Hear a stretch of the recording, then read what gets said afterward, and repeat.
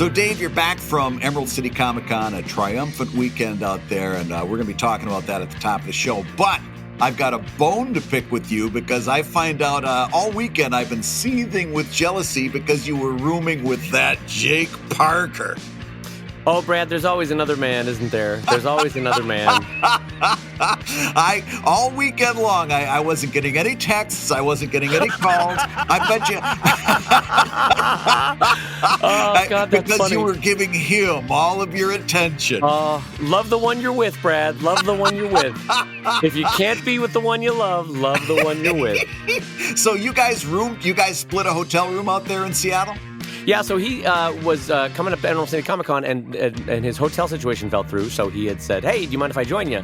And I had a room with 2 double beds, and I said, "Sure, come on. You can. We'll split the room. No big deal." Yeah. And so we had a great weekend. It was a delight to. I was boothing right next to him, and we had a room next to him. I got to tell you though, Brad, the one downside, as you can hear from my voice, I had what can only be described as a roller coaster of upper respiratory conditions this weekend. Oh, you sound a little rough. Yeah, I was at my throat. I talked too much, and I was too delightful, Brad. I was too delightful all weekend. You sparkled in that sky bridge all weekend long. Here's the downside for poor Jake Parker, who could not have been more delightful as a roommate. But our bathroom walls were far too thin. And I was doing a lot of those saline nasal washes to keep my my honker. You and your moist nasals. You've got to be the only person I know that's obsessed with moist nostrils. Brad, I'm gonna tell you, it's the saving grace at Comicon. I will die on that hill if you do a lot of saline washes during a Comicon. And I was like. There was at the midway point, I was like, "There's no way my throat is going to survive this Comic-Con. There's no way my nose, the dry recircle there, the talking to 1,000 people, all that sort of thing." And anyway, what I'm getting at though is, I'm in the bathroom doing these saline nasal washes. Poor Jake is out there reading. I'm sure going, "Well, this is a fine mess I've gotten myself into." It just, I'm sure it just sounds like 2 porcupines making love in the bathroom. And I'm in there washing my nose out. And like, poor guy, I just feel so sorry for him.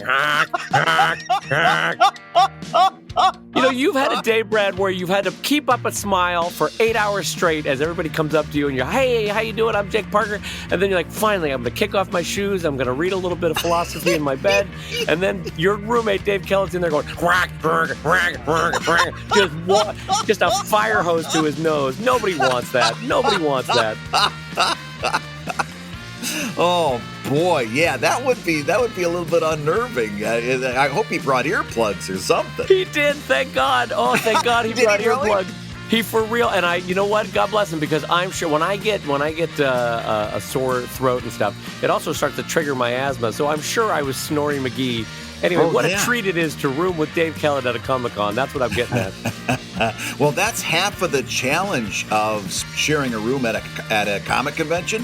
Yeah. You've got to be very, very careful, because there's been some times, where you end up rooming with somebody that just, it isn't a good fit. And when you find somebody that you can get along with, that is a good, a good hotel partner that you can stomach for that amount of time, it's a thing of beauty. Man, if you don't have a good fit, that can turn into a long, arduous weekend. Oh, amen. And even when it's a good fit, like when you and I have roomed in the past, I remember even the best of friends, like I love you to death and would give you a kidney, but I remember rooming with you and just small foibles like, "Well, is that where you're going to keep your socks, David? You're going to keep them over there? Is that where we're going to be keeping our socks? All right. Well, I guess that's one place someone could keep their socks." Some people would put socks there, I guess. That could be considered a sock place. I guess one could keep one's socks there if one wanted to. I guess that's acceptable. Can you imagine my poor wife? She's been living with this for 20 years. Oh, man. But it was a good show. I have to say, Brad, leading into it, we might as well dive right into it. Well, you know what? Let me do the intro first, because God forbid we skip past that. I ran right past it. You've got such a case of con brain. This is going to be a great show. Oh, boy. I sound like a drunk old smoky hobo. Well, Brad, I tell you what, we had a good Comic-Con. I'm Dave Kellett. I've aged 70 years by going to Emerald City Comic Con.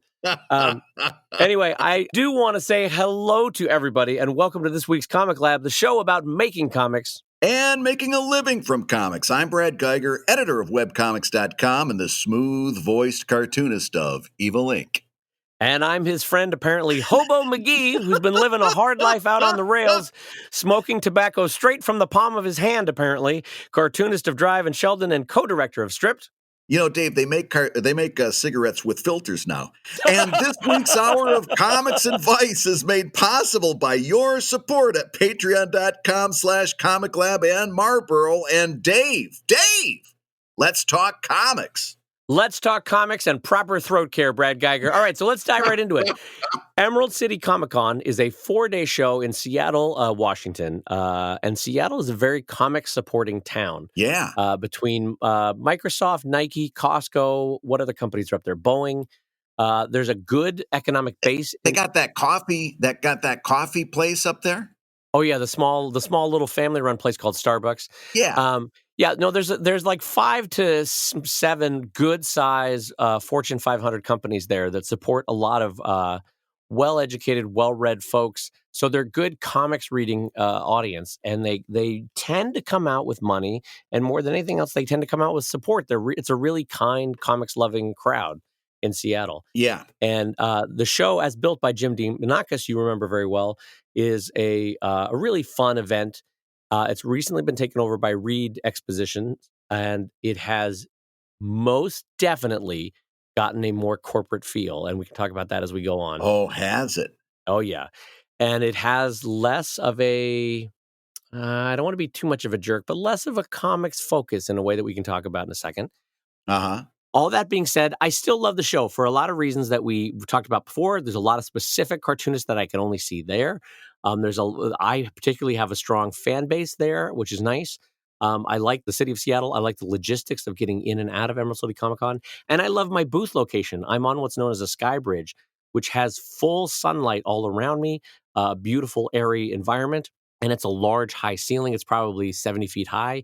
So both the noise and the oxygen levels are great, right? So all that being said, I love the show. But last year, for those that remember, I made a profit, but it was like I could have made the same by staying at home. You know what I mean, Brad? Right, like right. It was the equivalent for all, because the worst part, as everybody knows about a Comic-Con, is the schlepping. You know, you're schlepping 50-pound, literally, because you've measured it at home, 50-pound suitcases through SeaTac Airport, getting it onto the Uber, getting it into your hotel, getting it up to the room, getting it down to the convention center the next day. You're schlepping hundreds of pounds of books around. Maybe you shipped other books around. And you're losing a good 5 days all told, because most shows are 3 days. So you're losing 3 days right there. Plus, you're losing a good day in the run-up in terms of prepping for the show. Absolutely. Right? Take travel, even you can almost take travel out of it, because you could build that in a little bit. You know, like arrive Friday morning. Some people try to do that.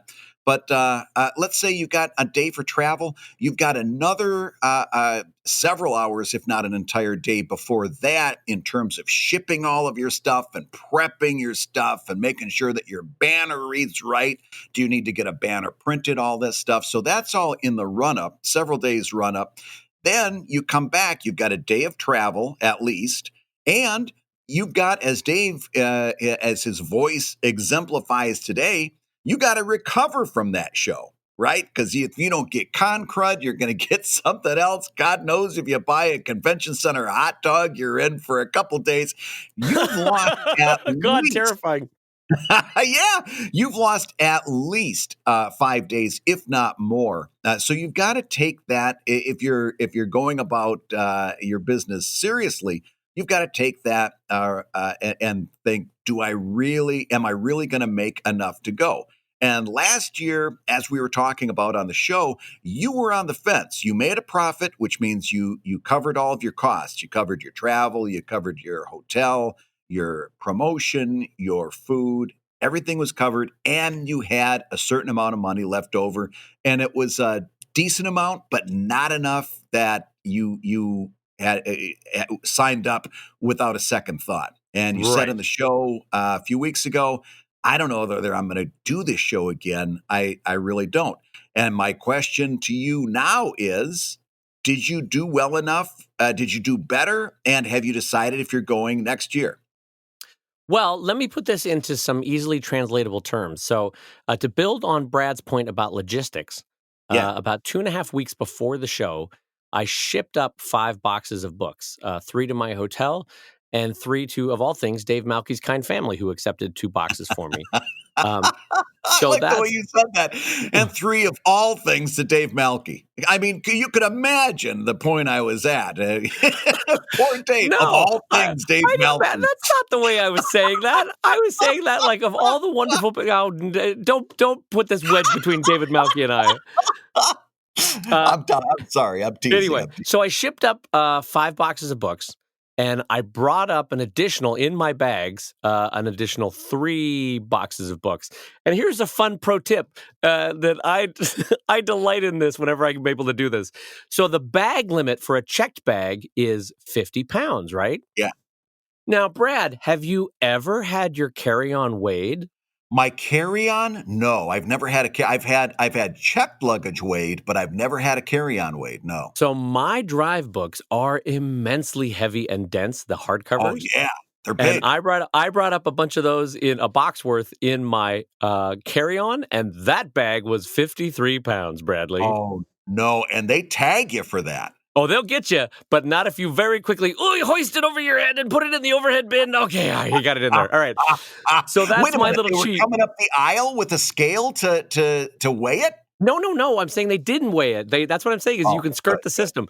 So I brought over 50 pounds in my carry-on, and then I had a backpack with cardboard surrounding another 18 boxes of books. So my backpack weighed 35 pounds. So Dave Kellett cheating the system, everybody. So if there's anybody that works for Alaska Airlines, this is Dave Kellett saying, I'm sorry that I broke your system, but I got to. Yeah, that might explain why the plane flew crooked all the way over to Seattle. But It yeah, was at a exactly. slight 70-degree angle. Ladies and gentlemen, we're experiencing a slight tilt. We're not sure what's happening. We're going to fly over Rainier with a slightly different angle. But anyway, I get into SeaTac with 100, like 180, 190 pounds worth of stuff, and Oh I've shipped ahead god. 5 other boxes, right? Yeah. So anyway, I get to the convention center. I've got 8 boxes of books with me. And here is the good news. I sold out of all my books, Brad, all 8 boxes Yeah. of books at Wow. ECCC this week. That's tremendous. And hold on. Total how many boxes did you send over? 8. 8 So you sent over a good amount of stock and you sold out of all of it? Yes. I mean, to be fair, I Wow. gave Jake Parker one for his kids. He wanted a pug book. But yes, I sold out of all of it. All But right. Well, we'll measure. We won't hold that against you. But you know that sooner or later that little shit's gonna have to pay up. He's gonna have to learn that this stuff doesn't come free. you know what? It's not a walk in the park, Jake Parker. You're going to pay for that book one way or the other. Uh, actually, he did pay He for it paid for it with listening to you gurgling away in the bathroom. listening to the seahorse in his bathroom going. uh, Anyway, no, but you know what? As a side note, one thing that Jake did do is, and this happened again, Brad, I had a lovely woman come up and look at my pug book and go, "Is this appropriate for children?" And I go, "Oh, yes, ma'am." I said, "Oh, yes, ma'am. It's all ages friendly." And there's no cursing in it. And I said, "Oh, no, ma'am. It's for kids. They can read it." And then there's a pause. And is there anything in here against God? And I was like, why do people keep Oh asking me this? my God. What is it? Why do people? She was worried that there would be like an anti-religion message delivered by your pug? Brad, I swear to God, I don't know why people keep asking me this about my pug book. And is there anything in here that goes against the word of God? It's like, why would I write that? Why would that even be in a kid's pug book? Like, so Jake and I had a runner for a good day and a half about the Satanist pug. And like, well, ma'am, no, there's no cussing in it. However, there's a few satanic rituals that you're going to want to avoid on page 35. So don't let your little ones read that. And I've gone ahead and I marked them with a little icon. You see the goat's head there? Yeah, Yeah. those pages you want to skip. Yeah, anything with a goat's head, you're going to want to skip, ma'am. But so Jake, anyway, in terms of this was getting back to him paying for the pug book. He drew me the most delightful, cute pug in a little devil costume and gave that as a gift. And what a delightful gift that is to have that art from Jake, because it's so ridiculous that this is twice. I've talked about this on the show before. This is twice now that someone has come up and said, does anything in this pug book go against God? It's like, go against God? It's a pug book. It talks about him piddling on trees. Like, what do you want from me? Well, wait a minute. Which book was she holding? Because isn't the tagline of one of your pug books God's Little Weirdos? The old one was. That one sold out a year or two ago. Oh, okay, so she wouldn't have had that one in her hands. Oh, Because I I thought see. maybe she just saw the word God and thought, well, maybe this is taking swipes at the big guy. Yeah, I see what you mean. But no, that wasn't the book. This book is just called Pugs Unleashed. But I just find it fascinating. Like, oh, I love this. I love this. Oh, you say Ziggy? Is it Ziggy? He seems like an interesting character. Anything in here against the book of against the book the book of God here? No, ma'am. There's no. Ziggy doesn't particularly take any stances on faith.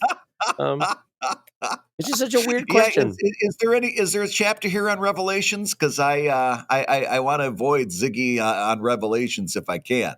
Yeah, well, Ziggy does take a shot at Matthew and Mark, but not Luke and John. So it's he takes an even hand on the word of the Lord. So there you go. And really, if you read closely, Luke was always a softie anyway, so he had it coming. But really, when it comes to the heart of the good book, these pugs are right where you need them.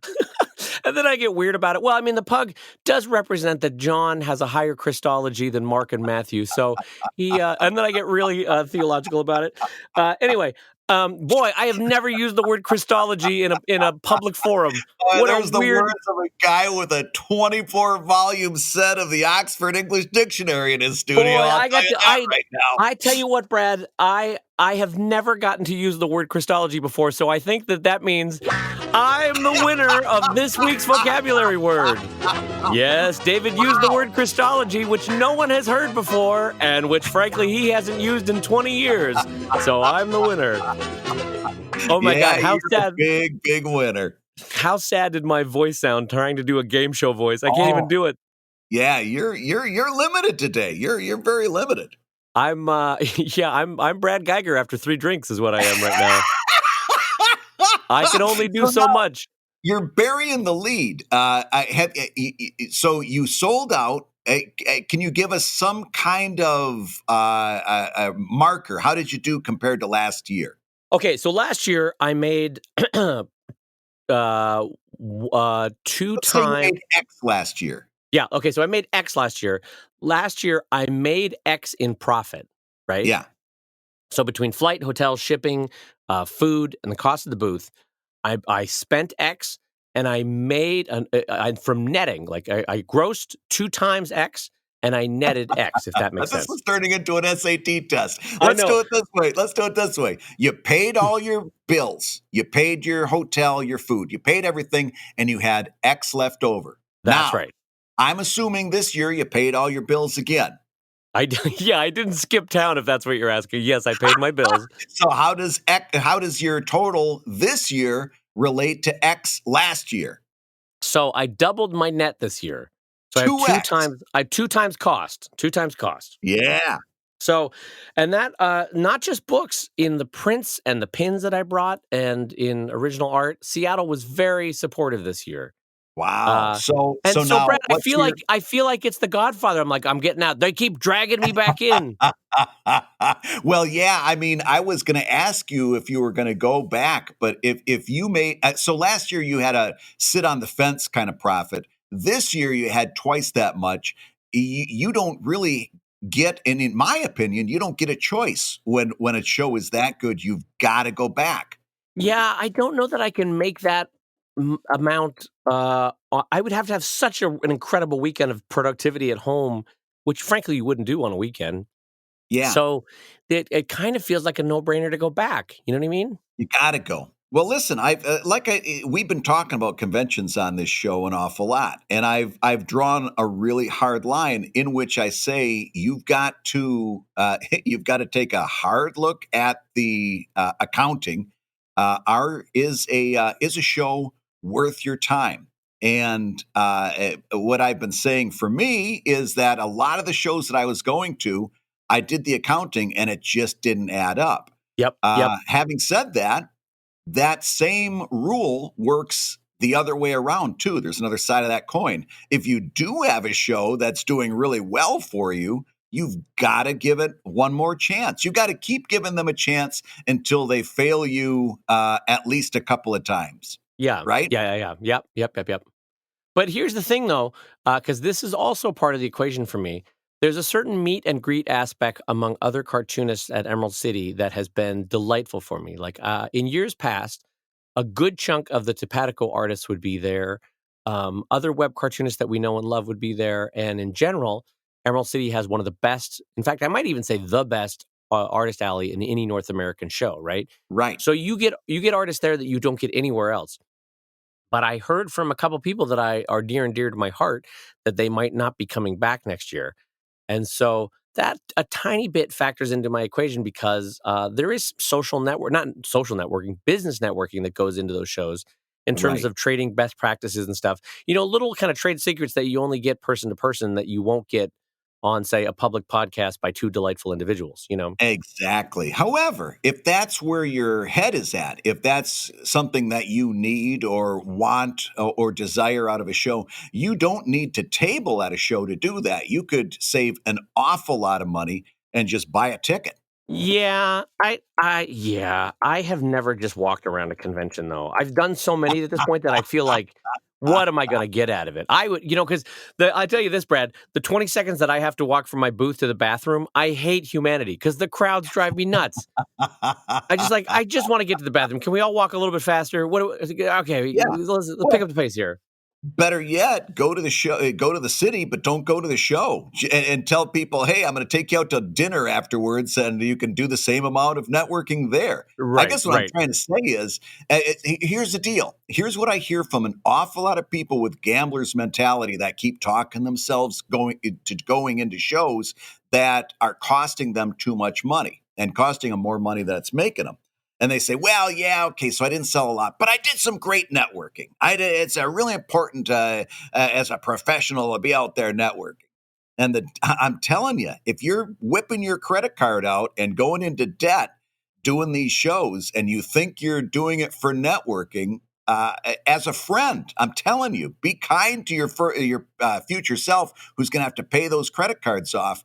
By all means, you can, if you want to do networking, get a ticket and network or meet the people that you want to meet after the show. Take them out to dinner. You're going to do so much better in the long run. Don't talk yourself into thinking this show is worth it because of networking. Yeah.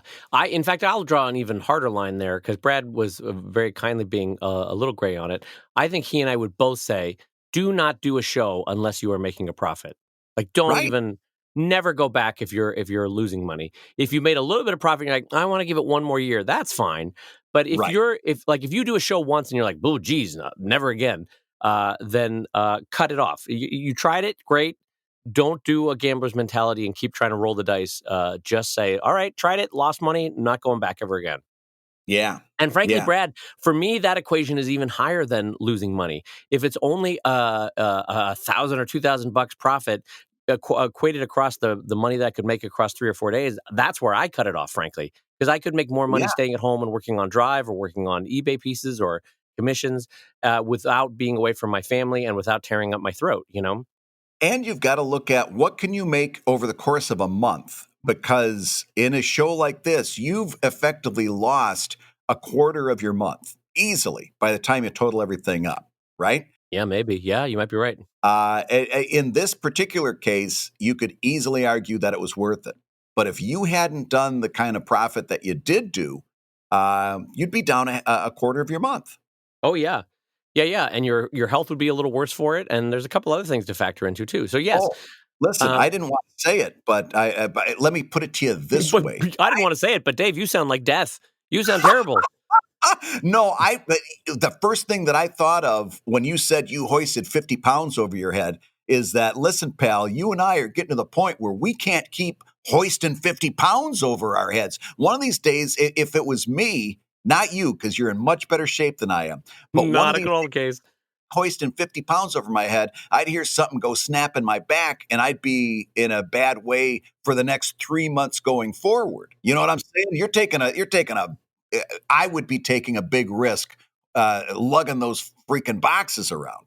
So, not to make it sound like an old man, but I have to bring so many things to a show now. So now I bring a temporary back brace just in case I hurt my back. I bring all my asthma medications. I bring all my nasal saline washes.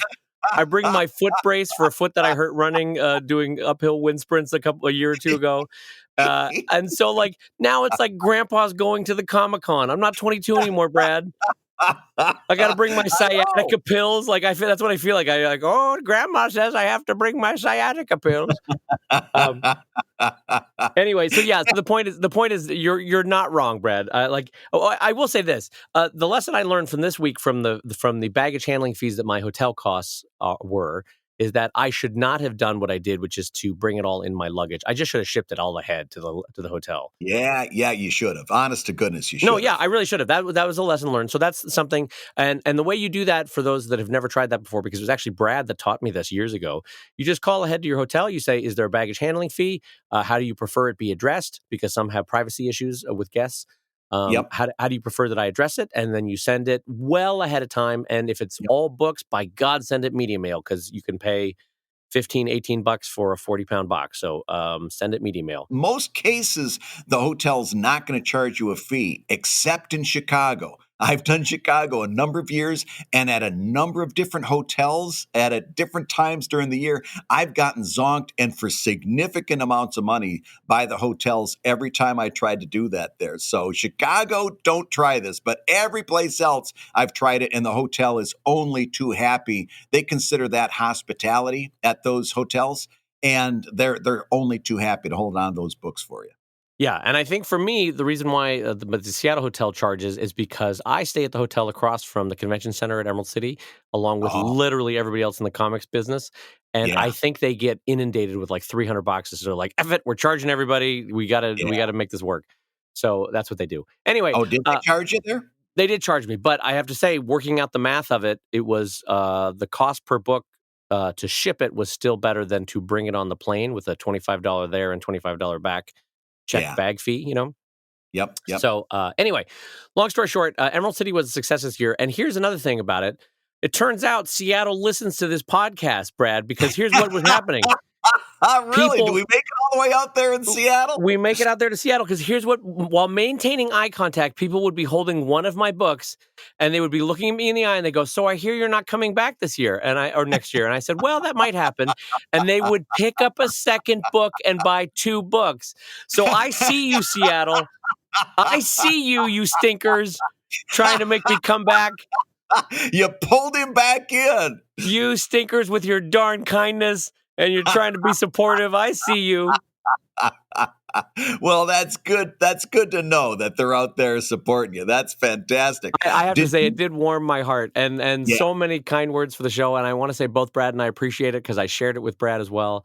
Yeah. The younger artists who said that it helped them career. A lot of people who said, I don't even like I don't even like creating art. And I have no interest in the business of art. But I just like hearing it as though I like listening to car talk. Like, it's just, I don't care about transmissions, but those guys have a joy together. And you and Brad have that. And I thought, what a lovely sentiment. That's the nicest compliment that you can give us, right? Yeah. I mean, it's like, okay, I'm glad to hear that cartoonists listen to the show because we're talking about cartoonist stuff. So it's kind of like, yeah, I expect you to listen to that. I kind of get it that you'd be listening. But as somebody who's not really interested in comics is listening to this show, that's like immense. That's like they're basically just tuning in for 2 friends being delighted about the hobby and career that they've chosen, you know? Like, that's delightful. Yeah. How lovely. That's so anyway, so shout out to all those kind people in Seattle that came up with nice words for the podcast. And there were a few people, there was one person who signed up for Comic Lab with the QR code that I had on the table on Patreon, which was really nice. Talking about that in pro tips. So you set up a QR code, 3 different versions, one for each of your Patreons. and you told people basically if they signed up to be a Patreon backer on the spot using the QR code, you'd give them a reward right there in person, right? Yep. And so I will be totally forthcoming that it wasn't a gangbuster success. Only a handful Yeah. of people did it, but it was a worthwhile experiment to try. I figured why not just try it? And what it taught me is that even though people might not be willing to do Patreon signups right there, they are willing if you say something like, well, you can get Shelter to Drive delivered to your inbox for free via email. Just aim your phone at this QR code and you can sign up for the email signups right now. You know what I mean? Like if it's Yeah. a low stakes kind of thing, I would imagine that would be very useful at the show. And you might even want to say on your banner, put a QR code and say, check out the site right now on your phone. Aim your camera at this QR code. Maybe something like And that. frankly, if you're getting them to convert either to the website or to the email list, you can, once you've got that in place, you can low key work on that Patreon conversion for the next 6 months, right? Because you're going to be doing a certain amount of outreach through those channels as well. So it's I like not a loss even then. You're still going to be chipping away at them. No, frankly, anytime you can hook a new reader into your ecosystem, Yes. there's a percentage of them that you'll get long term, and that you'll bring into either book sales or Patreon or Kickstarters. So, yeah, no, it's wonderful, easy way to hook people at a show, and then get them at the long tail. But I like the way that you said you could work them low key, because for some reason that sounded like a boxing coach, like work the ribs, work the ribs. Okay, now get him with the Patreon. Whoa, it's an uppercut. Yeah, you can just keep. Well, we always say you got to hear a pitch 7 times before you act on it. That's kind of like body work until finally you deliver that knockout punch. Yeah. So the idea of like hooking them with a QR code or any sort of flyer, anything like that, or even a book sale at the show, if they've Yeah, expressed interest at the show, you're basically in some way, shape, or form, you want to bring them into your world. And if it's with an yeah, email sign up, if it's with a going to the website, if it's with a flyer or a book sale, you basically just want to give them one more chance to be hooked into your comics from the wonderful reaction they had at the show. So if somebody absolutely. walks by and goes, cute, or, oh, I love that designer, oh, that's a great joke, you immediately have some way to transfer them into your ecosystem? Yeah, you can capitalize on that moment before the moment's gone, and got Exactly. to Yep, take yep, a yep, yep. moment just to mention because we talk social media all the time. Don't discount the usefulness and the power of that standard old trusty email list. You absolutely should be building an email list. Your comics should be going out on email. That's something that should be part of your toolbox as a web cartoonist. It's something that doesn't get talked about because it's been around for so long, but it absolutely should be part of what you're doing because it's very, very powerful. And it Yeah. tends to get read a whole lot more. You've got a lot better batting average than you do when you tweet your comic, for And example. yeah, and you know what? We haven't talked about it much on the show, but a lot of successful cartoonists that I know maintain a really effective email list. Yeah. And do not shy away from it, because although I don't have the hard numbers in front of me, my gut tells me that the rate of action taken on an email is so much higher than something via social media, whether it be Twitter, Facebook, or Instagram. Yeah. And part of it, I think, Brad, is you have to make an active choice to delete an email, whereas you can passively scroll by on social Yep. media. Yep. You've got to interact with that email one way or the other. Exactly. So, and frankly, the kind of people that get on email lists tend to be the kind of people that are actively interested, not passively interested. And so, Yep. even in terms of interest, not just physical action taken, there's a different type of reader. So, anyway, don't underestimate the power of an email list. It's very, very effective, and can make a big difference in your cartooning. So, Dave, was there any interactions at your table that were fun or that you'd like to tell us about? Because that's part of the show and part of doing a convention that always comes up. It's like, well, I talked to this one person and she was delightful, or I talked to this other person and he said something interesting. Were there any at table interactions that were fun? Yes. So my favorite thing now in the last couple of years, more and more people are bringing their comfort animals to Emerald City Comic Con or to Comic Cons in general. This also happens at San Diego.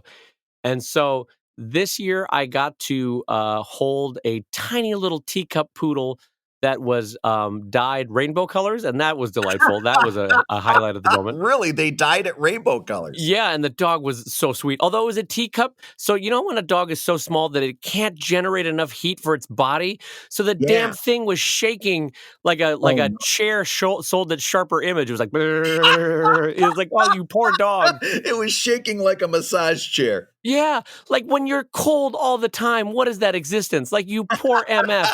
Like to go through life like I don't like existence, brrr, just like shivering constantly. So that was one animal that got passed over to me, and then another lady put a parrot on my head, and she said, "Will you draw my parrot?" So I drew the parrot into her Anatomy of Animals book, and the parrot's verdict was to shit on my table. And I kid you not, that actually happened. That's wonderful. What was the poodle's response? To just keep on shaking for the rest of its life for 4 more years, just shaking constantly. Compulsively. Just life is cold. Anyway, so 2 other people that I met that were delightful were I met the head of comics for Kickstarter.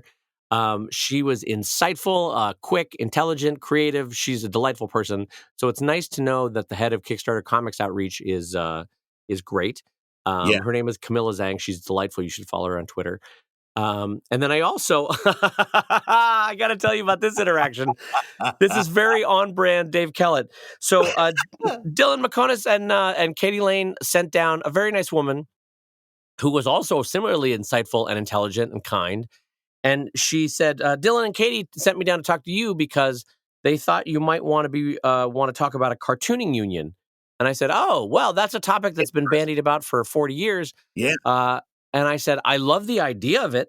I think it's great. I think it really could have been useful in the 90s and early 2000s for DC and Marvel artists as they were, getting screwed. But the contracts have been revised a little bit and are better. But I said, frankly, it's the smaller tier publishers that are screwing 20-year-old and young 30-year-old cartoonists with really bad contracts and terrible page rates.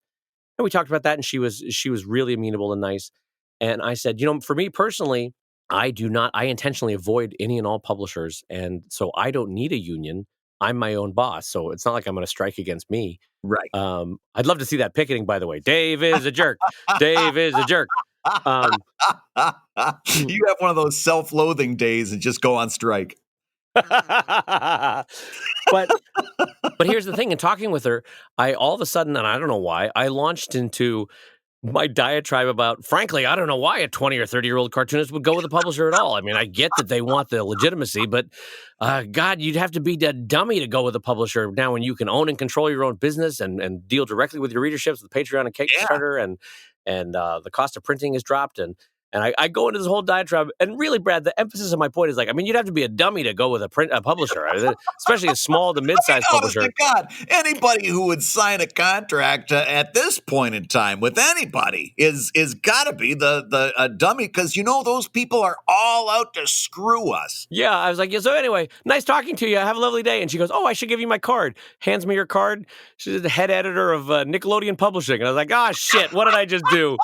What did I just do? What a dummy. What a big dummy. Nothing like taking a shit on someone's business model to their face. Like, oh, great. Yeah. Good job, Dave. Yeah, there goes the Sheldon animated series. God, you're not wrong. You just got blacklisted, man. No Pug series for you. Forget it. Yeah. No, so but in fairness to her, she was kind, she was wonderful, she was intelligent, she was insightful, and she was actually the one actively looking to help start a union for cartoonists. So, she was an incredible woman. I just felt like a dummy because here I am trash talking, going with a publisher, and she's anyway, you get the idea. But you know what? In kind of interesting news for Emerald City Comic Con, so Brad, from years past that Marvel and DC do not exhibit at Emerald City, right? Yeah. Which I find interesting because I think it's now the third largest show in North America after San Diego and New York. Mm-hmm. But so they haven't gone there. And then the very interesting tidbit is that Boom Studios no longer goes to Emerald City Comic Con. Oh, really? And I don't want to read into the tea leaves too much about that, but I found that very fascinating that Boom Studios chose, after at least a good decade or half decade of exhibiting there, to no longer exhibit there. So Wow. take from that what you will, Brad, but I thought that was interesting. It is. It is. We'll be texting later, David. That's what I want you all to know that's what Brad's tone was. Oh, we'll be talking about why Boom Studios was not there this year. Yeah, my wheels were turning, but it was nothing I can say on the podcast. In a non-litigious way, I'll just say we'll be talking about that later, David. It is. It is. Mm-hmm. It's just like a grandmother on a porch. Mm-hmm. Come inside. We'll talk about that inside. We'll talk about that over tea, honey. Yeah, exactly. Come inside, honey, for tea. We're going to talk about that. Mm-hmm. Hey, if you're listening while you work, take a minute and stand and stretch. And while you're doing that, Brad and I are going to tell you why you should join us on Patreon. Yeah, because, when you do, you'll get hours and hours of podcasts that we've recorded just for backers. And an exclusive Patreon post that go even deeper on the Comic Lab topics. And access to our exclusive Discord server, a thriving community of professional cartoonists. So you can support the show you love and get tons of actionable resources for your own cartooning.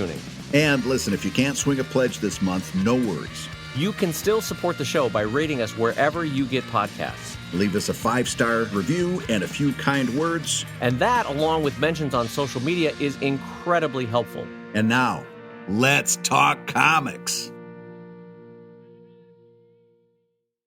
Brad, I just realized something. I got to tell you this. In preparation for the show, I made myself some tea for my throat because I sound like an old hobo riding the rails, right? Yeah. And there were 2 types of tea right next to each other in our tea drawer. One was throat coat, which I put with a little bit of honey to help my throat. But right next to it was a tea called Smooth Move. And boy... Is that a laxative? It is a laxative, and that would have been a very different podcast had I put the wrong tea in my cup for the show. They actually call it Smooth Move? They call it Smooth Move, which I think like every copywriter in that room must have been high-fiving when the marketing team accepted that as the name. Let's call the tea Smooth Move. Oh my God, that's beautiful. I mean, because what else do you call a tea that makes you get the trots? I mean, it makes you do. Well, yeah, exactly. Well, we've been pitching a lot of names here, and we came up with first one on the list is Johnny Craps a Lot. We don't feel like that's a good name. And the only other one we got here is Smooth Move. How about Smooth Move? Is that going to work? All right, everybody agrees. Hands up around the room, and we're going with Smooth Move. All right, here we go. we were going. Oh my God.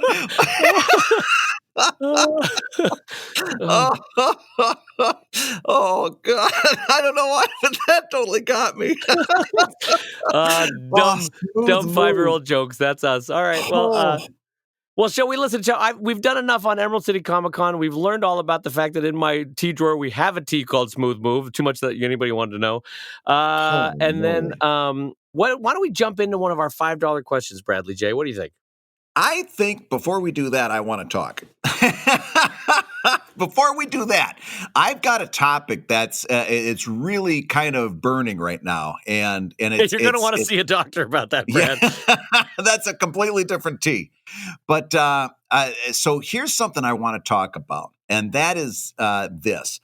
You probably over the last month or so have seen the work of Nathan Pyle. And he's done a comic that has hit really big on Instagram and Reddit and Imager, and it's called Strange Planet. And basically, the hook for the comic is it's these aliens, and they're talking or living through an everyday life situation, but they're talking about it like aliens, and they're using very alien language, like not alien language like Klingons, but their syntax is very unfamiliar, right?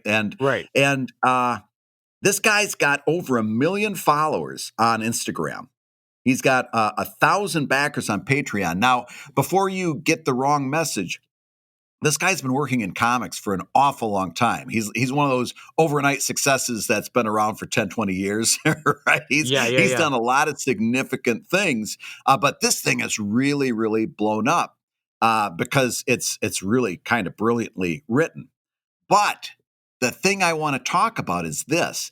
This guy proves, or not proves, he's a great example of what I call Geiger's law of worthless ideas, right? Okay. He's an excellent example of this because this idea of aliens experiencing human life and reacting to it in an alien way is an old idea, right? It's basically at its heart, it's a fish out of water idea.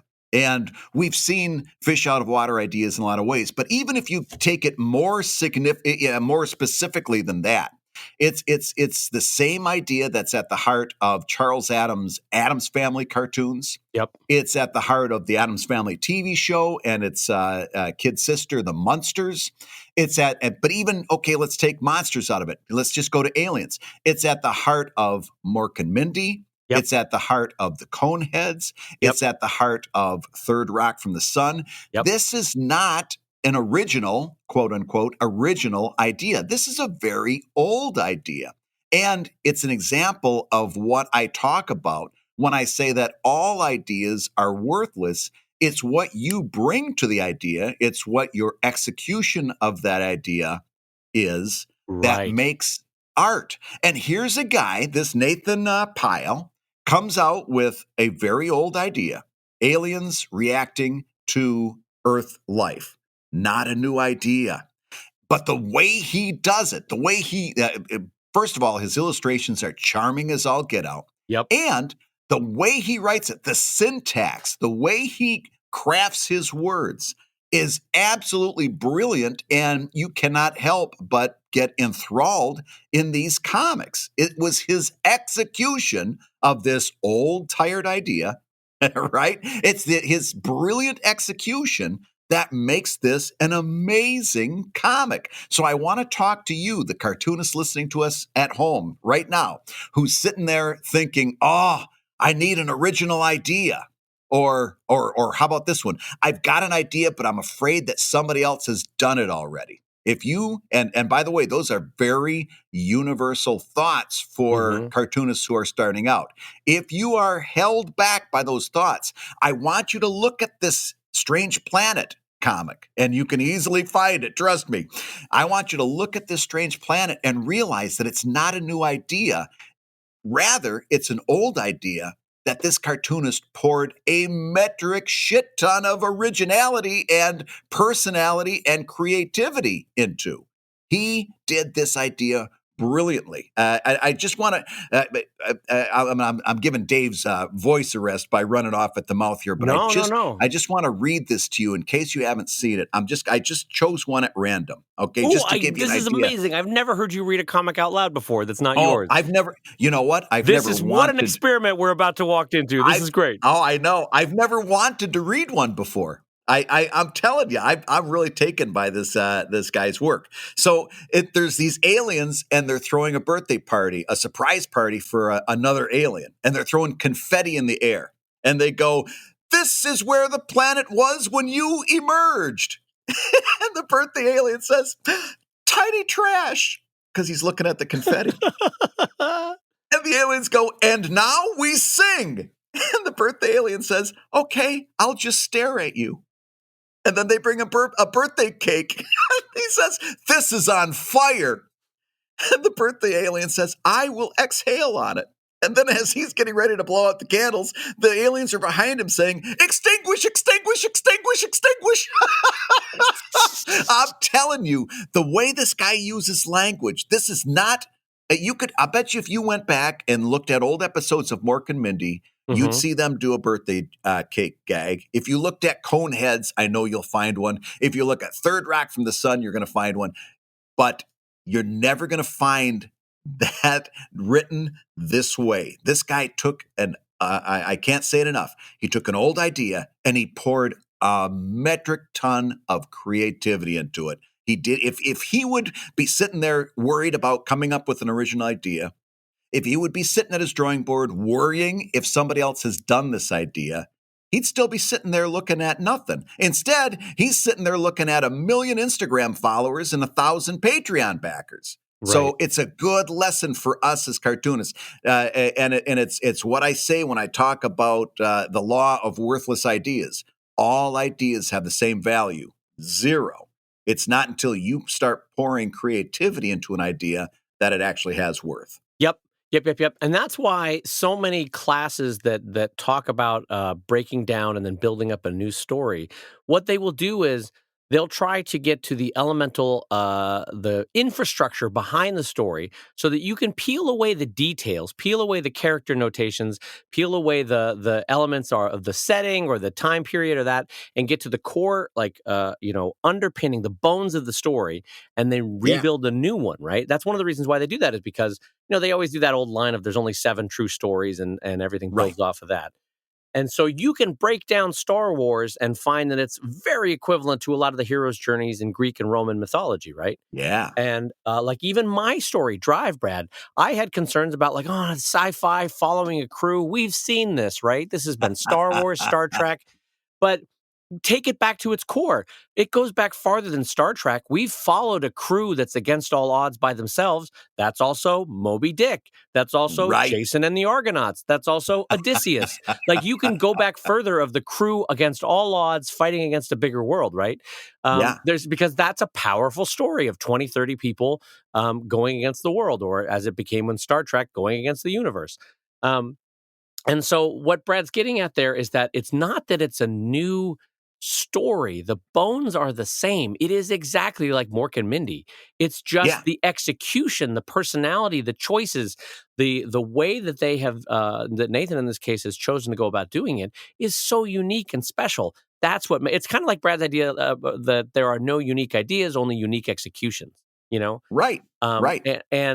So I think I would concur with Brad that kudos to him that he's been able to do such beautiful work with us, because it really is. It's delightful when you read it. And Yeah. don't let Brad's reading scare you off. Go read it. It's delightful. My reading was brilliant. I poured my heart into that dramatic reading. I continue to stand by my theory that no comic can be read out loud effectively. I had to try.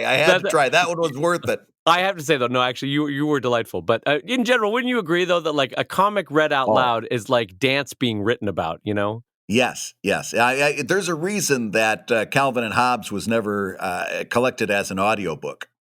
Yeah, exactly. Couldn't you imagine that, though? Wouldn't that be a great audiobook? Okay, panel 1, Calvin's coming in from the left. He's got a stripy shirt on, but Hobbes is waiting behind the kitchen counter. Panel 2. I like that you made it like a creepy old guy. He's waiting behind the counter. All right. Oh, we're going to see some stuff now. All right. Here comes his dad. He's been biking outside and he's kind of sweaty. He's holding the bike over his shoulder. Little Calvin, he's got some kind of ball in his hand. Oh, shit. What's Calvin going to do with this? Oh, we're going to see some stuff here. Pazoo, the lion. Or is it a tiger? Hey, Margaret, is this a lion or a tiger in this thing? It's a tiger. All right. The tiger comes at the little boy with the spiky hair. How come nobody ain't combing that boy's hair? He looks like he just crawled out of a tunnel. Anyway, the lion tiger thing, he hits the little boy. Bada-zoom!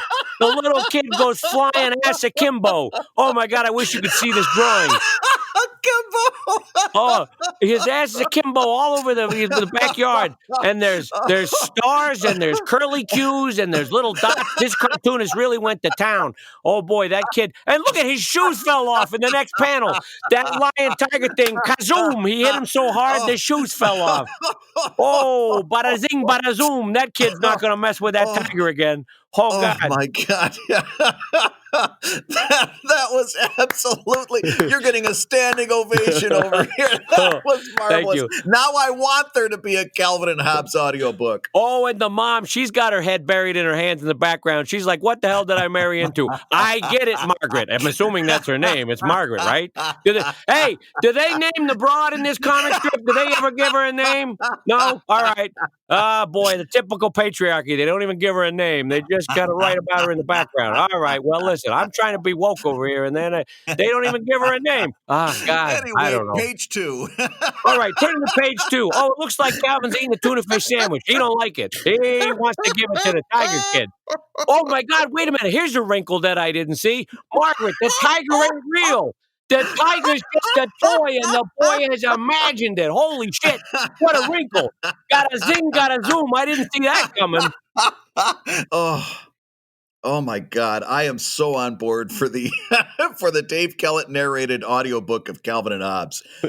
Can you imagine if I emailed Bill? Hey, Bill, I got I'm including an audio file with this email. I just wanted to get your thoughts. Do you think it would be okay if I did a vaguely Bronx Italian guy from 1985 reading your comics? It would be our version of Garfield minus Garfield. It would be the audio Calvin and Hobbes. I'm going to say, without even emailing him, there's no way he's going to say no to this. I think he's going to be super on board. Oh, how could he say no? Yeah, Dave, I love this idea. Big green light. I'll email Andrews McMeel right now, and we'll get that audiobook going. Oh, my God. Dave, I could listen to this all day, but I'm going to feel really guilty if we don't get to at least one $5 Patreon question for today. God. Brad, that's the politest way to cut off a joke that's gone on too long. I could listen to this all day. I'm going to be honest. I'm having tremendous fun, but you've gone for 6 minutes on this. I felt guilty because I know how bad your throat is feeling too, and you're giving this everything you got, and pretty soon you're going to just go silent on me. Now he sweetens it with kindness. I'm just worried about your throat. I mean, that's the big concern here. Not that you went on 2 minutes too long with that joke. I'm worried about your throat.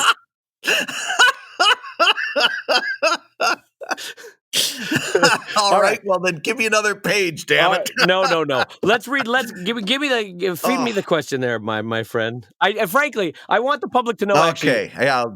Take a little sip of tea. I did go 2 minutes too long. I should have ended that 2 minutes ago, and you're not wrong. No, you did wonderfully. You did, but it was winding down. I could tell. So we're moving on. Let's keep going.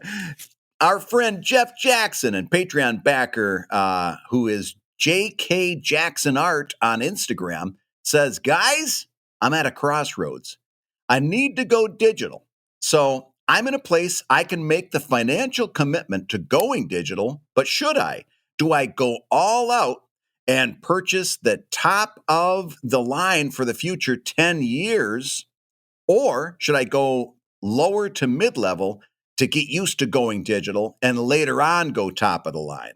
So in other words, Dave, he's looking at buying like a digital tablet to draw. Right. He could afford going top of the line, but is it worth it going top of the line now?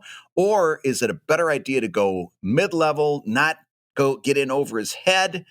Because I'm sure he doesn't know exactly whether he's going to take to this or how long that thing is going to last. What does he do? Go shoot the moon or go mid-level and work his way up? Wow. Well, what a great question, because this is the equivalent of like, do I jump into a pool deep end, or do I dip my ankles in and see if I want to swim at all? Right? I guess is what you're asking. Yeah.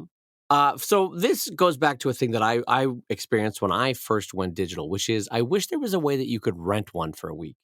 You know? Yes. And so I almost wonder, to this question asker's point, I wonder if there is a local university or art school that they could approach and say, might I just try your equipment for 1 hour?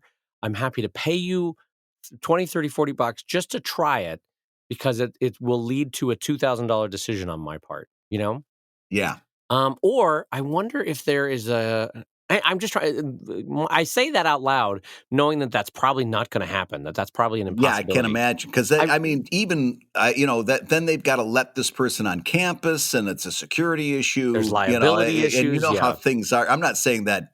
I'm not saying this guy's a security risk, but anybody who's not supposed to be on campus is generally kept off campus. Yeah, and with good reason. Okay, so that was a dumb idea. Well, I'm just saying that as a wish thing. I wish that could be the case. But Yeah, no, it would be nice if you could find some place to rent some of this and just try it out for a little while. I guess my question before my answer is, if you know that you want to go digital come hell or high water, like I know there's going to be a learning curve. I know I'm not going to like it for the first month to 6 months, but I know I want to go this route. Then a part of me thinks, why not get the Cadillac if you can afford it, right? Which sounds like is the case here. But the Cheapy McGee part of me says, well, there's not necessarily wisdom in going Cadillac if why not dip a toe in for a couple years, and then most electronics equipment can be sold at like at least 50% value within a 2-year purchase of purchase, right? I would think. Hmm. Hmm. So maybe you buy the middle one, road test it for 2 years or a year, and then sell it on. That's another way to do it. Brad, what are your thoughts? Yeah. I'm actually I have a feeling like you have a better answer to this than I do. I'm right there with you in buying mid-level, and I'll tell you why. Because there's one concept that you haven't talked about yet that we need to talk about, especially since you just recently upgraded. This equipment depreciates over time as new operating systems come out, as new tablets and new technology comes out. This stuff depreciates, and even if you get a top of the line model today, the chances are very good that in a few years, even if you really nurse it along, and I'm the king of nursing these tablets along. My tablets are very old. If you're even if you really, really baby them and you hold off until you absolutely have to, within the next 3 to 5 years, you're going to be very tempted to upgrade your equipment. So, since you're not digital right now, and since you don't know exactly how much you're going to really love drawing digitally or really maybe hate drawing digitally, I would say go mid-level with the idea that if this takes with you, if this is something that you're going to be doing long term, if you really start to have an appreciation for it, then leave yourself open for buying the Cadillac down the road when you can really appreciate it. And when you have a better idea of what features to look for that you're going to appreciate having drawn digitally for a little while. Right now, this is all alien to you, right? So buying a big tablet that's the top of the line, there's a lot that you're just not going to even appreciate or know to look for. Right. And if you get mid-level, you're still getting a good, solid drawing tablet, but you're setting yourself up for 3 to 5 years down the road when you do make that big purchase. Now you'll have a frame of reference to really decide, now that you're really ready to spend the money, what you're really looking for in a tablet. Yeah, you know what? Okay, I'm thinking about this from a personal perspective, and maybe this is helpful. Yeah. I just 3 months ago, Brad, bought the Cadillac of Cintiqs, right? Hmm. But this is me as working as a professional now online for 20 years. But I bought that one 3 months ago after 11 years of using the mid-tier, late model purchased Cintiq. Yes. So I think that might tell you all you want to know. After 11 years of using a late model mid-tier Cintiq, did I finally buy the Cadillac one? Now, is the Cadillac one lovely? Yes. Did I need to buy it? No, frankly, it was only because the operating system wasn't working great with the driver of an 11-year-old Cintiq that I had to go up market, you know?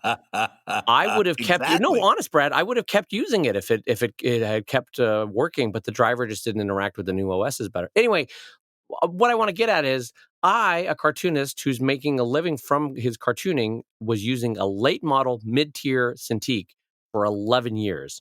And what I Hmm. mean when I say late model is it was an older version even when I bought it. Does that make sense, Brad? It makes perfect sense. Yeah. Okay. So I think Brad and I would both say buy the mid-tier. I think that's where we land on that one, right?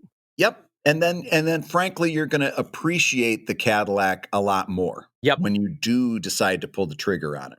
Yeah, and because part of this is also true, and Brad and I didn't mention this, but you know how younger cartoonists always ask the pros, like, Jim Lee, you're amazing. What pens do you use?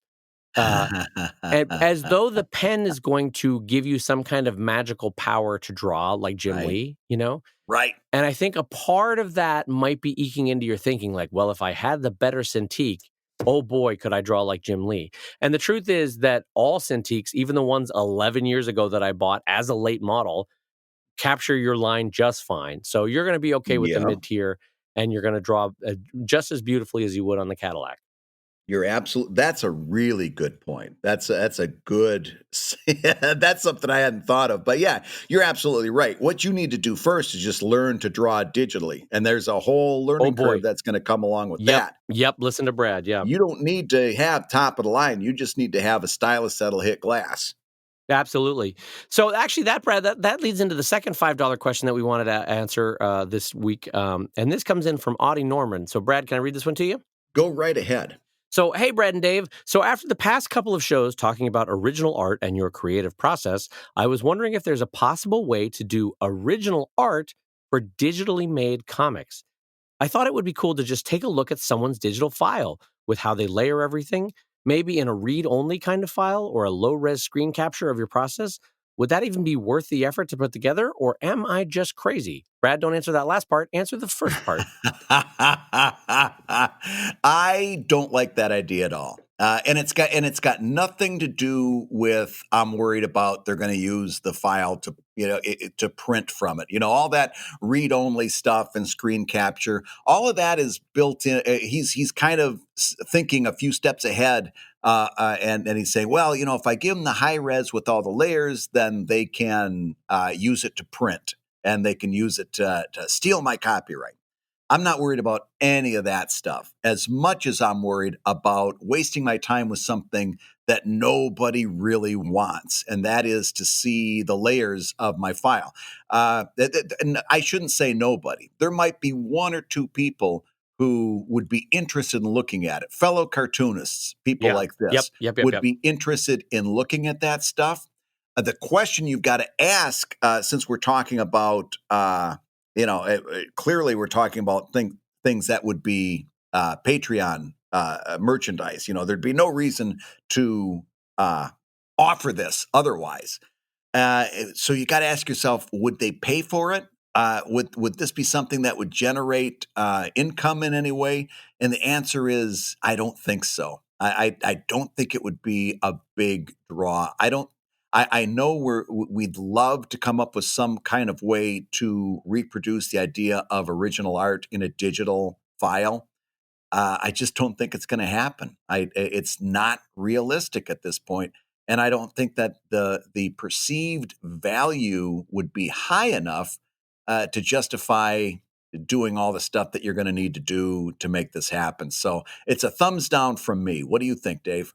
Yeah. No, I agree with you. I see why it's of interest. Like, I actually, Brad, as we're talking, I would love to see your file and just I would love to see your files, Bradley. No, I would love to see your file just to see how you structure it. But let's be honest about it. It might just be of passing interest. And I'd be like, Mhm. oh, that's how Brad does it. Interesting. All right, on with my day. Exactly. Yeah. And so is there an interest? Yes. Is there a curiosity? Sure.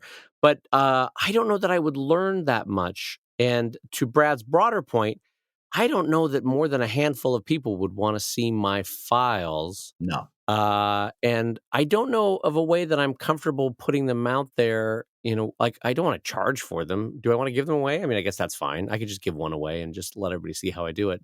I mean, yeah. I mean, if someone wants to see it, I'll send you one. But I don't know. I can't see of a way of sharing it publicly that makes it worthwhile without also telling 9,000 people that they could get something that no one wants. I would be communicating to 5 people that they could get it, and the other 9,000 would be like, "Why did you tell me this?"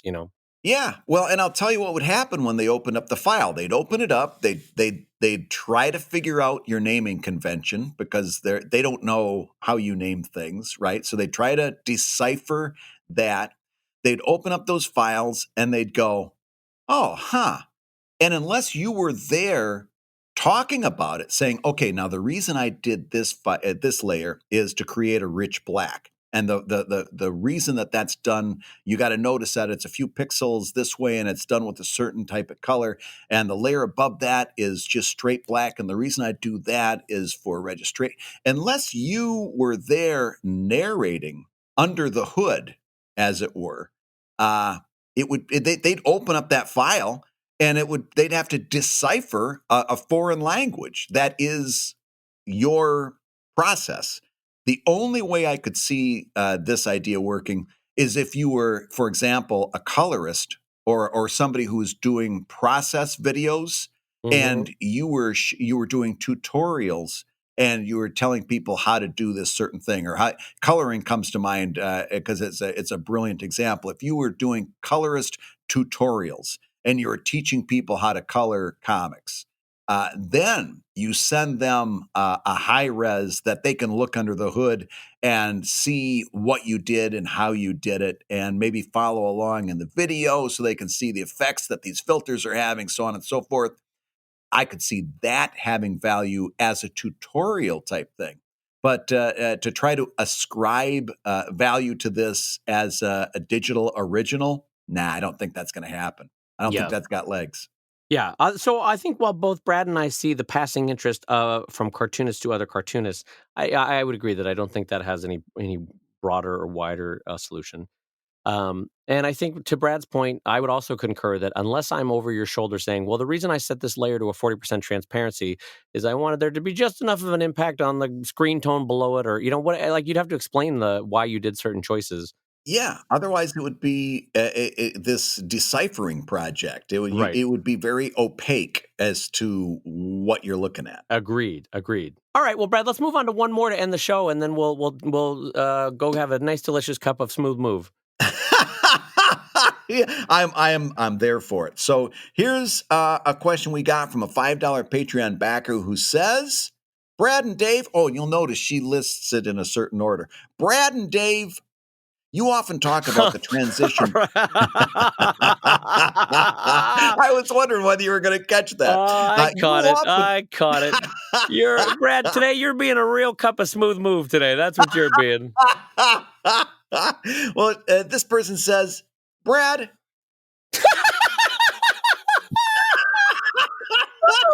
Oh my God, that got me. Why did that get me? Oh, what a jerk move. That's amazing. You often talk about the transition to be full-time from part-time.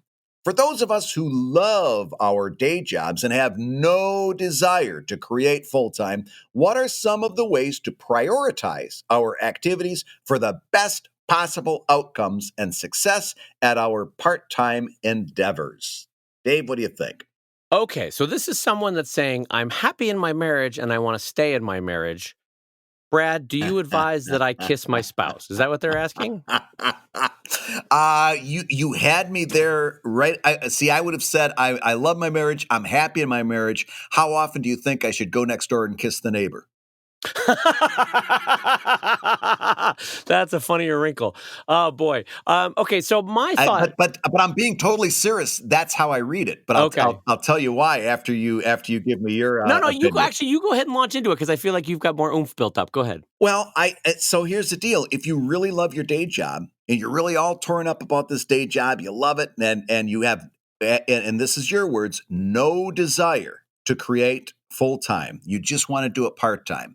If that's true, then prioritizing your part-time gig isn't really important to you.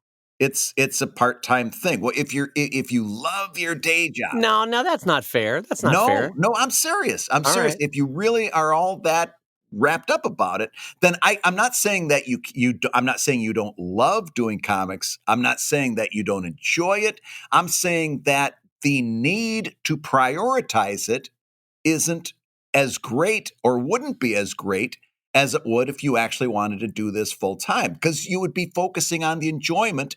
There would be no need for things like prioritization and maximization, because that's getting in the way of your enjoying this as a part-time thing. Okay, so I read this very different than you do, and so this is a good point of difference between the two of us. So, All right. I actually do think that this person is asking about effectiveness within a limited amount of time. They're saying, I do not want to transition to full time. I love my day job. I love the income. I love my coworkers. I love what I make at work. I love the healthcare. I love the 401k. Oh, as you and I both cry. Yes, there is that. There is that. But they're saying, I read this question as them saying, but listen, with the 10 to 15 to 20 hours a week that I can do to my cartooning, how can I be most effective? And so the way I read that question is kind of like me asking a gym trainer, like, hey, listen, I can at best give 3 hours a week to working out. How can I best do how much cardio versus weights do I do? Because so I can use the time best. Right. That's how I read this question is they're saying, look, I don't want to go full time. I actually want to stay at 10 to 15 to 20 hours a week cartooning. But how do I use those 10 to 15 to 20 hours a week effectively? Like, how can I most quickly get out a book? Or how can I most effectively finish a page of comics? That's what I'm reading that as. So I would take that as a fair reading. Now, what would your answer be? my answer would be the same thing that Brad and I would say for someone that's trying to transition to full time or is full time and is trying to maintain, right? And that is put into place structures that make sure your efficiency and your efficacy is at maximum potential. So that when you do sit down to cartoon, there's no distractions. You're enjoying it. You've got music on.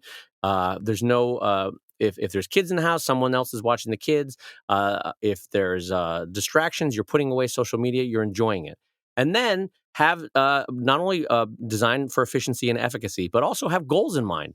Like Brad and I might say, okay, I'm going to have a book out in a year because I'm doing X amount of comics. Mm-hmm. Now you're doing X divided by 4 amount of comics. So maybe you'll say, I'm going to try to shoot for a book in 3 years or 4 years. And so I'm designing all my pages now so that they fit X format book, right?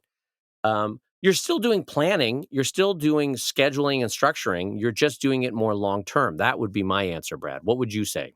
Part of me agrees. In other words, when you use the metaphor of the gym, in other words, that this person is saying, you remember the gym, Brad, right? Yeah, that's a concept. Yeah. Last time I was in a gym, they still had those things that you put around your waist and they vibrated, the little bands that vibrated That's right, your the waist. jiggler. I remember the jiggler. That's right. It's been so long since Brad has been to the gym that the last time he went, it was actually called the gymnasium. That's how long it's been since Brad went. That's right. Last time I was in a gym, Jack LaLanne was in short pants. Jack LaLanne was still vertical. That's how long it's been. That was a long time ago. So I can see where I see where you're getting from. In other words, you don't have to have dreams of going to the Olympics to go to the gym to get healthy. Right? Yes, that's what I'm getting at. Yes. And that's a much more. That's probably more accurate to what this person's saying.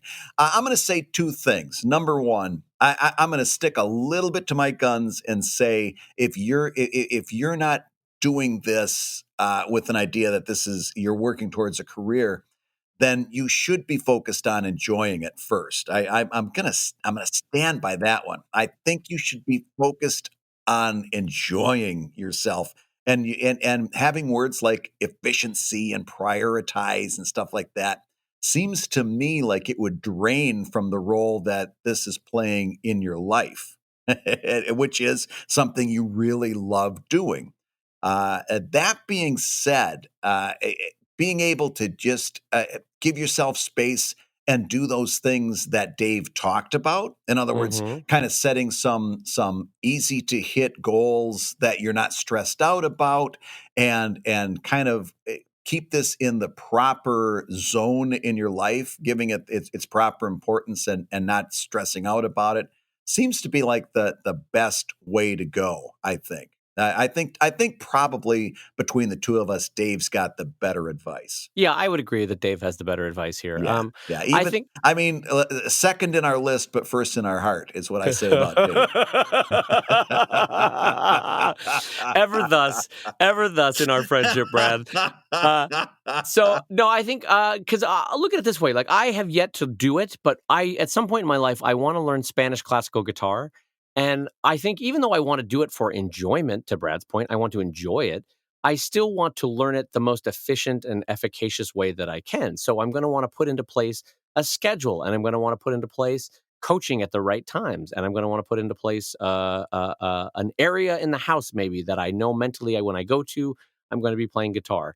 And so I think that is a version of what this person is asking. They're asking, like, how can I tackle this fun, much loved hobby that I don't want to make full time, but maybe I want to make it pro-am, professional amateur.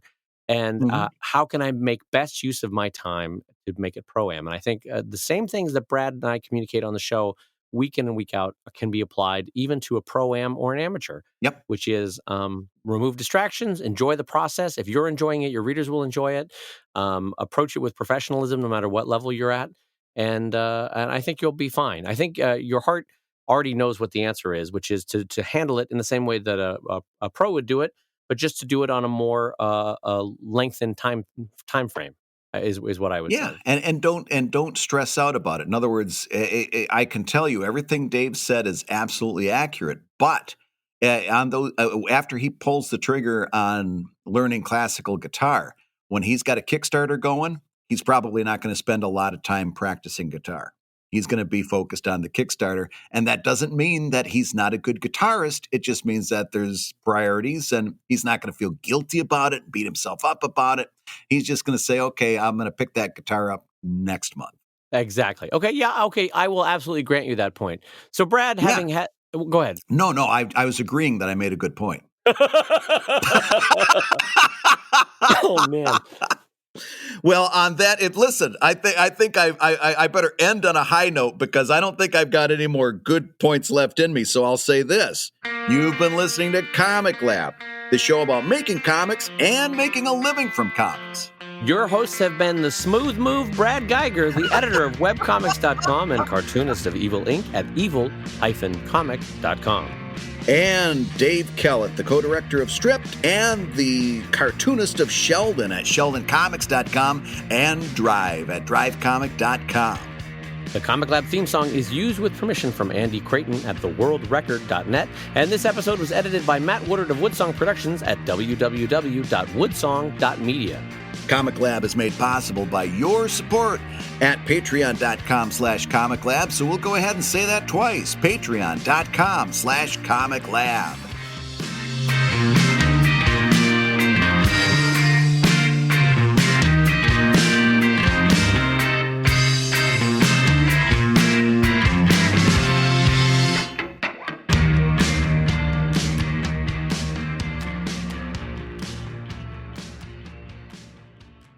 So it turns out the kid's stupid. He's come up with this game called Calvin Ball. It ain't got no rules. He's just making this shit up as he goes. In case you don't notice these rules, he's making them up. He's making them up. I knew a guy like that. Hey, Margaret, you remember Jimmy Tanzoni? Remember the kid down the street? Yeah, he got hit on the head by that cop, the horse cop that kicked him in the head. Remember? Anyway, the horse cop kicked him in the head. Anyway, Jimmy Tanzoni used to come up with games, rules all the time in games, just like this Calvin kid with this Calvin Ball. Anyway, the thing is, after he got hit by the horse cop, the rules got really wild. Yeah, he got really wild. Oh, boy. He also saw things just like this kid does. All right. Well, anyway, page 28. He's back in school. It looks like he's going to get bullied. And it turns out his teacher's an alien. Who would have figured that? What a plot twist.